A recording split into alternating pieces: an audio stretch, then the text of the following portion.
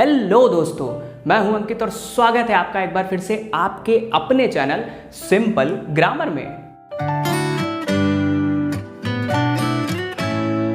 तो दोस्तों, इस ग्रामेटिकल जर्नी में कल हम जहां पहुंचे थे उसका नाम था the phrase and the clause.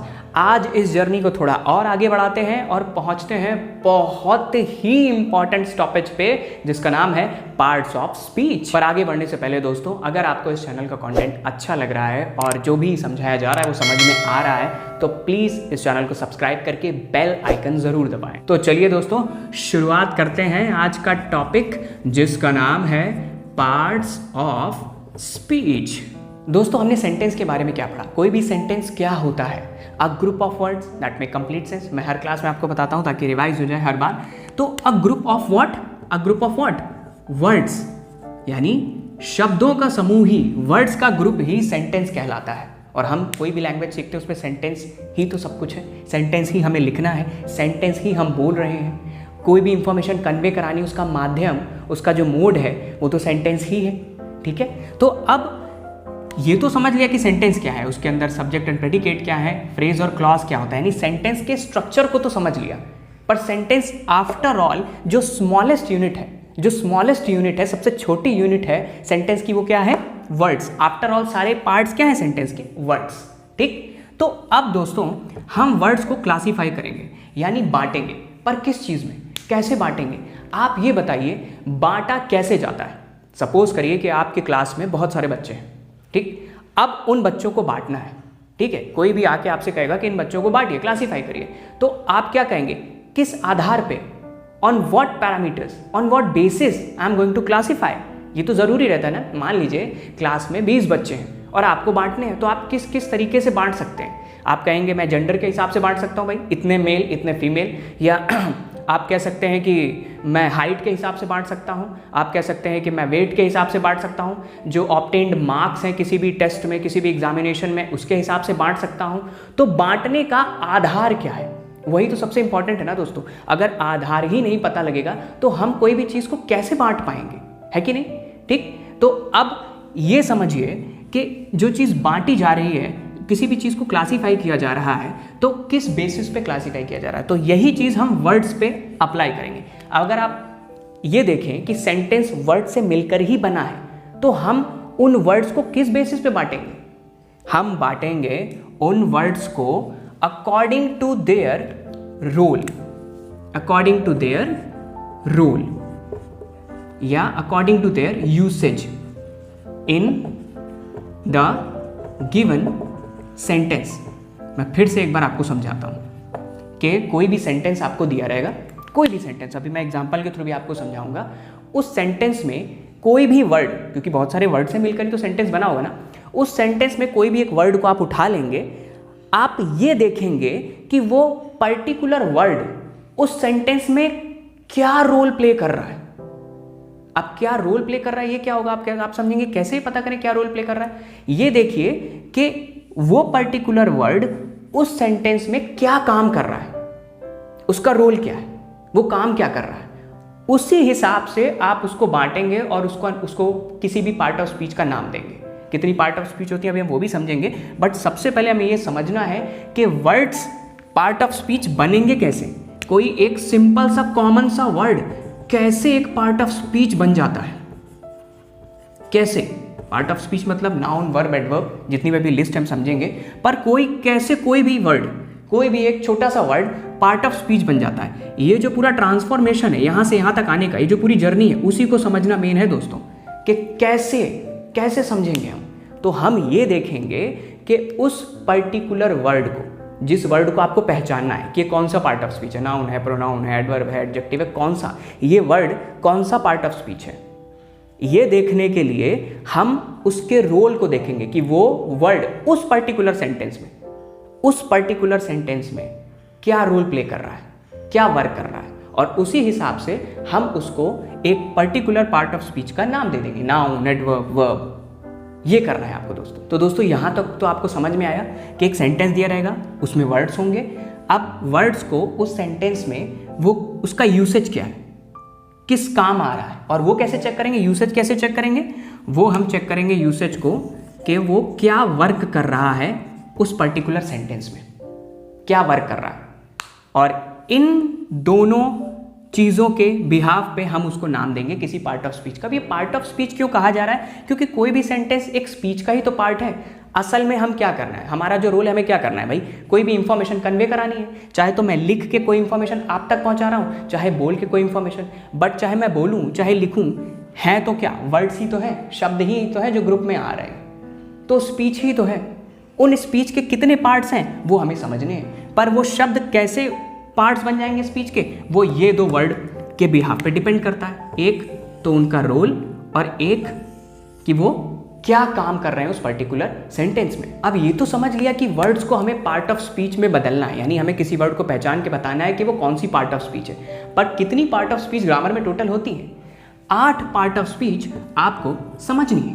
Noun, adjective, pronoun, verb, adverb, preposition, conjunction और इंटरजेक्शन। इसका मतलब हम ये देखेंगे कि वो स्पेसिफिक वर्ड जो हमने किसी सेंटेंस में से उठाया है, वो वर्ड अपने वर्क और अपने यूज के अकॉर्डिंग, जो अभी हम समझेंगे कि उसका यूज और उसका वर्क एक सेंटेंस में कैसे देखना है किसी भी वर्ड का, तो हम ये देखेंगे कि वो स्पेसिफिक वर्ड जो किसी सेंटेंस से हम उठा रहे हैं, वो इन 8 पार्ट्स ऑफ स्पीच में कौन सी पार्ट्स ऑफ स्पीच है, वो वर्ड क्या है। नाउन है, एडजेक्टिव है, प्रोनाउन है, verb, adverb, preposition, conjunction, interjection, वो वर्ड आखिर क्या है। समझ में आया ना दोस्तों कि क्या करना है?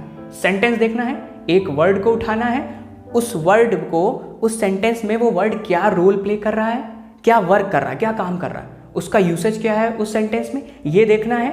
और इन सब की डेफिनेशंस जो मैं अब समझाने वाला हूं, उस डेफिनेशन पे बिठा के देखना है कि कौन सी डेफिनेशन में फिट बैठ रहा है उसका वर्क उस वर्ड का इन सब की डेफिनेशन में, जिसकी डेफिनेशन में फिट बैठेगा वही वो पार्ट्स ऑफ स्पीच होगी। तो चलिए बिना देरी के समझते हैं पहली और सबसे important part of speech, noun को।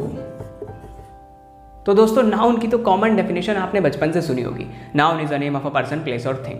पर आप इसको थोड़ा सा ठहर के इस डेफिनेशन पे जरा ध्यान दीजिए, ऑब्जर्व करिए, ठीक है, कि noun is after all what.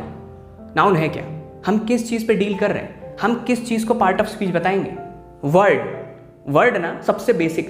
तो हम सारी पार्ट ऑफ स्पीच को वर्ड बनाकर ही समझेंगे, सबसे बेसिक, बहुत ज्यादा हमें क्रिटिकल नहीं करना है। तो नाउन की डेफिनेशन बिल्कुल सिंपल क्या बनती है कि a noun is a word. Noun is a word, कोई भी वर्ड, वो एक वर्ड है, सिंपल, विच इज यूज्ड, जो कि इस्तेमाल हो रहा है, कैसे, which is used as the name of person, place और थिंग। सिंपल कि नाउन एक वर्ड है, आफ्टर ऑल क्या है, एक वर्ड है जो कि एक नाम की तरह यूज हो रहा है, किसके, या तो पर्सन के, या तो प्लेस के, या तो थिंग के। अब इसी चीज को एग्जाम्पल से डीपली समझते हैं। जैसे कि ये पहला example, Shivaji was a great king. अब शिवाजी नाम ही तो है, किस चीज का, पर्सन का, जस्टिफाई हो गया, डेफिनेशन जस्टिफाई हुई, ठीक। अब जरा common definition part of speech की मैंने क्या बताई थी, कोई भी वर्ड को हमें कैसे देखना है कि वो कौन सी पार्ट ऑफ स्पीच है, उसके रोल और उसके वर्क के अकॉर्डिंग। तो ये वाला वर्ड, अभी हम इस पे हम ये नहीं देख रहे हैं नाउन है या नहीं, ये सिर्फ एक सिंपल क्या है, वर्ड ही तो है। ये वाला वर्ड इस पूरे सेंटेंस की इंफॉर्मेशन में क्या रोल प्ले कर रहा है, इसका वर्क क्या है, किसी पर्सन का नाम बताना, इसलिए ये नाउन है। तो यानी ये वर्ड से क्या बन गया, पार्ट ऑफ स्पीच। क्यों बन गया, क्योंकि इसने डेफिनेशन जस्टिफाई करी, सिंपल सी बात, कि इसका जो रोल है वो नाउन की डेफिनेशन पे फिट बैठ रहा है, इसलिए ये नाउन है। और दूसरा है किंग। इस किंग वर्ड को देखिए तो वो भी तो इस डेफिनेशन को जस्टिफाई करता हुआ दिखाई दे रहा है कि king is after all what, a word which is used as a name of any person, कोई भी पर्सन जो एक राजा है, सिंपल। तो इसी तरह ये भी क्या हुआ, नाउन, ये भी क्या हो गया, वर्ड से पार्ट ऑफ स्पीच बन गया। कौन सी पार्ट ऑफ स्पीच, नाउन। अब इस एग्जाम्पल को देख लेते हैं, ही लिव्स इन मुंबई। अब अगर इस एग्जाम्पल में इस वर्ड को आप ध्यान से देखेंगे तो ये वर्ड इस पूरे सेंटेंस की इंफॉर्मेशन में क्या रोल प्ले कर रहा है। सेंटेंस क्या है, वो मुंबई में रहता है, यानी मुंबई कोई ना कोई जगह होगी ना जहां वो रह रहा है, तो ठीक है, आफ्टर ऑल तो ये वर्ड था। तो कोई भी word which is used as a name of any place, पहले वाला एग्जांपल पर्सन के बिहाफ पे समझ लिया था, अब ये वर्ड कैसे काम कर रहा है, एक प्लेस के रूप में। सो ये डेफिनेशन फिर से जस्टिफाई होती दिखाई दे रही है आपकी प्लेस के बिहाफ पे। कैसे कि नाउन इज एनी वर्ड, ये कोई भी एक वर्ड है which is used as the name of any place. तो यानी इस डेफिनेशन पे जस्टिफाई होते हुए ये वर्ड भी, जो मुंबई नाम का वर्ड इस सेंटेंस में है, इसके वर्क और इसकी रोल के बिहाफ पे ये क्या बन गया, पार्ट ऑफ स्पीच। और कौन सी पार्ट ऑफ स्पीच, नाउन। जैसे उसमें शिवाजी नाउन था, किंग नाउन था, यहाँ पे मुंबई नाउन हो गया। वो पर्सन के नाम के बिहाफ पे था, ये प्लेस के नाम के बिहाफ पे है। अब अगर ये एग्जांपल देखें दोस्तों, तो इसमें लिखा है दिस इज अ चेयर, ये एक कुर्सी है। ठीक है, हमें भी मालूम है कि कुर्सी क्या है, एक नॉन लिविंग थिंग, एक थिंग। ठीक है, तो अगर इसको इसी डेफिनेशन पे बिठाने के लिए देखें तो ये एक कुर्सी है, यानी noun is a word, after all तो ये वर्ड ही था, which is used as the name of what, person का एग्जांपल हो गया, प्लेस का हो गया, बचा किसका, थिंग का। तो उसी बिहाफ पे ये चेयर भी क्या हो गया, नाउन। यानी ये वर्ड से पार्ट ऑफ स्पीच बन गया। और कौन सा पार्ट ऑफ स्पीच, नाउन, इसी डेफिनेशन पे जस्टिफाई हो गए। लेकिन थिंग का केस थोड़ा सा इंटरेस्टिंग हो जाता है दोस्तों। डेफिनेशन के according noun is a name of a person, place और थिंग, पर बहुत सारे लोग इसमें कंफ्यूज हो जाते हैं कि थिंग का मतलब तो सिर्फ नॉन लिविंग थिंग हो गया, चेयर, टेबल, पेन, और इसी वजह से वो कई सारे वर्ड्स को नाउन में नहीं पहचान पाते। मैं आपको आज दो ऐसी डेफिनेशन बताने वाला हूं जिसके बाद से जितनी भी चीज़ें थिंग के अंदर आती हैं एज अ नाउन, आप उन सबको पहचान जाएंगे। तो सिर्फ करना क्या है आपको, वो जो वर्ड होगा आपको इन दो डेफिनेशन पे फिट बिठा के देखना है कि हाँ भाई फिट हो रहा है या नहीं हो रहा। अगर हो रहा है तो वो थिंग है नाउन के रूप में। जैसे पहली जो डेफिनेशन है, आप ये देखेंगे कि वो वर्ड क्या होना चाहिए, वो वर्ड होना चाहिए सारे ऑब्जेक्ट में से कोई एक, ऑल ऑब्जेक्ट जिनको हम देख पाएँ, सुन पाएँ, टच कर पाएँ, स्मेल कर पाएँ और टेस्ट कर पाएँ। और दूसरी डेफिनेशन होती है कि समथिंग, यानी कोई ऐसी चीज़ जिसे हम या जिसके बारे में हम सिर्फ सोच पाएँ, which we can think of, पर अपने सेंसेस से परसीव ही ना कर पाएँ।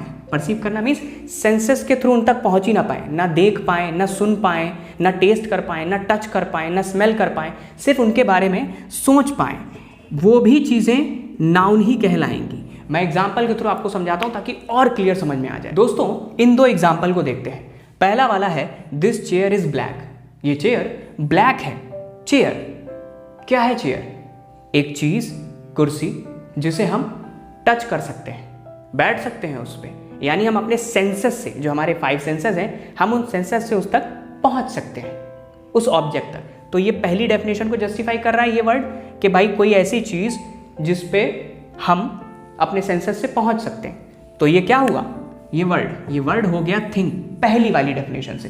तो after all it is a word, ये वर्ड था which is used as a name of what, thing. तो हाँ भाई ये भी नाउन है थिंग के केस में। अब जरा दूसरा एग्जाम्पल देखते हैं। His courage is high. Courage का मतलब क्या होता है दोस्तों, साहस। पर साहस तो कोई एक चीज़ है, लेकिन क्या हम उसको स्मेल कर सकते हैं, नहीं। देख सकते हैं, नहीं। सुन सकते हैं, नहीं। टेस्ट कर सकते हैं, नहीं। टच कर सकते हैं, नहीं। यानी हम अपने 5 सेंसेस से साहस तक पहुंच ही नहीं सकते।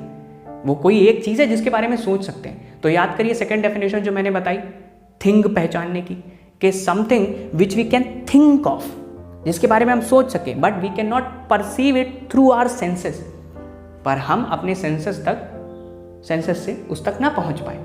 सिंपल। तो दूसरी वाली डेफिनेशन में ये फिट बैठ रहा है।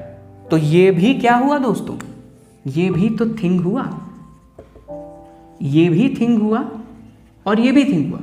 फर्क क्या है उन दो डेफिनेशन का जो मैंने आपको बताया, एक जिन्हें हम सेंसेस से उस तक पहुंच सकते हैं, दूसरा जहां पर हम सेंसेस से नहीं पहुंच सकते, हमारे जो 5 सेंस हैं। तो दोनों ही क्या हुई चीज़ें। और अगर इस डेफिनेशन पे फिट बिठा के देखें तो भी फिट हो रही है कि भाई noun is a word, after all ये क्या है, वर्ड है, बट इनका रोल क्या है, which is used as the name, किसी एक चीज़ का नाम बता रहे हैं। अब यहाँ पर्सन और प्लेस वाला एग्जाम्पल तो ही गए थे, बट यहाँ पे किस चीज़ का नाम बता रहे हैं, थिंग का। तो ये भी क्या हुए, नाउन। तो दोस्तों ये था पार्ट ऑफ स्पीच का इंट्रोडक्शन, उसकी डेफिनेशन, कोई भी वर्ड कैसे कोई भी पार्ट ऑफ स्पीच बन जाता है हमने ये सीखा, वो कैसे देखा जाएगा। पहला पार्ट ऑफ स्पीच नाउन, उसकी एक कॉमन डेफिनेशन मतलब एक ऐसी डेफिनेशन पढ़ लेना बेसिक, जिसके बाद इन फ्यूचर हमें कभी भी और कोई डेफिनेशन पढ़ने की जरूरत ना पड़े। आगे आने वाली क्लासेस में और भी पार्ट ऑफ स्पीच का हम इंट्रोडक्शन देखेंगे, पर आज काम यही खत्म नहीं होता। आज आपको क्या करना है, सेंटेंसेस उठाने किसी भी सोर्सेस से, आपको पता ही है। आज वर्ड्स को इन 3 चीज़ों पे फिट करके देखना है कि वो word that word is the name of a person, place और थिंग क्या है, और थिंग स्पेशली क्योंकि उसके 2 सब डेफिनेशंस हमने पढ़ी। तो पहचानना है कि वो वर्ड नाउन है तो किस चीज़ के लिए नाउन है, name of a person, name of a place, name of a thing. और नेम ऑफ अ थिंग है तो दोनों में से कौन सा है भाई, वो थिंग जिसको हम सेंसेस से पहुंच सकते हैं जहाँ तक, या वो जहाँ पे नहीं पहुंच सकते। तो आपको ये एक्सरसाइज करनी है, कमेंट में फोटो ज़रूर टैग करें एक्सरसाइज करके। कल फिर मिलेंगे, इस जर्नी को थोड़ा सा आगे बढ़ाएंगे। तब तक के लिए दोस्तों बाय बाय।